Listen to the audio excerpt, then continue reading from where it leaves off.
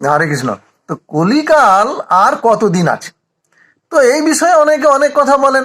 কেউ বলেন কলিকাল শেষ হতে আর বেশি বাকি নেই, কেউ কেউ আবার বলেন কলির সন্ধ্যা হয়ে গেছে। এইভাবে নানাজন নানা কথা বলেন, কিন্তু এইসব কথাগুলি একদম স্বাস্থ্যসম্মত নয়। শাস্ত্রে উল্লেখ আছে কলিকালের স্থায়িত্ব 4,32,000 বছর। দাপরে শ্রীকৃষ্ণ অপ্রকট লীলা করার পর থেকেই কলিযুগের শুরু হয়েছে।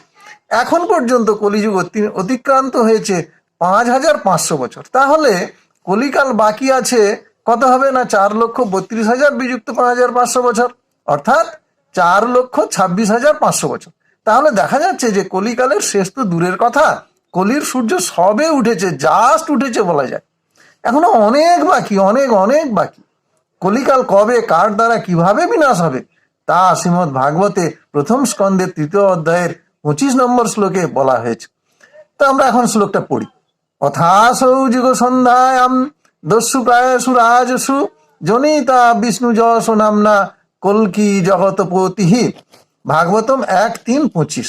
তো দ্বাবিংশ অবতারে অর্থাৎ 22তম অবতারে যুগ সন্ধিকালে অর্থাৎ কলিযুগের শেষে এবং সত্যযুগের শুরুতে রাজারা অর্থাৎ শাসক সম্প্রদায় যখন দস্যুতে পরিণত হবে, তখন ভগবান শ্রী বিষ্ণু কল্কি অবতার নামে উড়িষ্যার সম্ভল গ্রামে বিষ্ণুযশ নামে এক সৎ এবং তত্ত্বজ্ঞানী ব্রাহ্মণের পুত্ররূপে অবতরণ করবেন।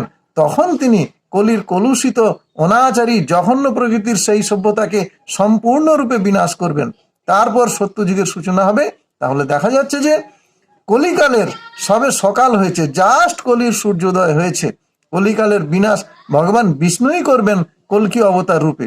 তিনি কোথায় কি নামে আবির্ভূত হবেন, তার পিতামাতার নাম কি হবে, সবই শাস্ত্রে উল্লেখ আছে। আবার একবার আমরা তা স্মরণ করে নিতে পারি, একটু আগেই যেগুলো আমি বলেছি। কল্কি অবতার আবির্ভূত হবেন উড়িষ্যার সম্ভল গ্রামে বিষ্ণুযশ নামে এক সৎ এবং তত্ত্বজ্ঞ ব্রাহ্মণের পুত্র রূপে, আর তার মাতা হবেন সুমতি দেবী। অতএব এখনই কলির শেষের গল্প তো নেই, বরং কলি সবে শুরু। কলিযুগের যুগ সম্রাট কলি এখনো 4,26,500 বছর তার রাজত্ব করবেন।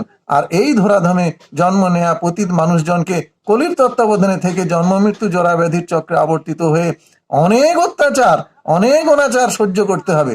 তাই আমাদের উচিত এই জন্মেই শুদ্ধভাবে হরিনাম করে ভগবত ধামে ফিরে যাওয়া। তাহলে আমরা দেখলাম যে কলি কোথায় জন্মাবে, তার বাবাকে হবে, মাকে হবে, কোন গ্রামে জন্মাবেন, সবই শাস্ত্রে উল্লেখ আছে। আমরা অনেকেই তা জানি, অনেকেই যায় না। সবার জ্ঞাতার্থে আমি তা আজকে আপনাদের সামনে বললাম। হরি বল, হরে কৃষ্ণ।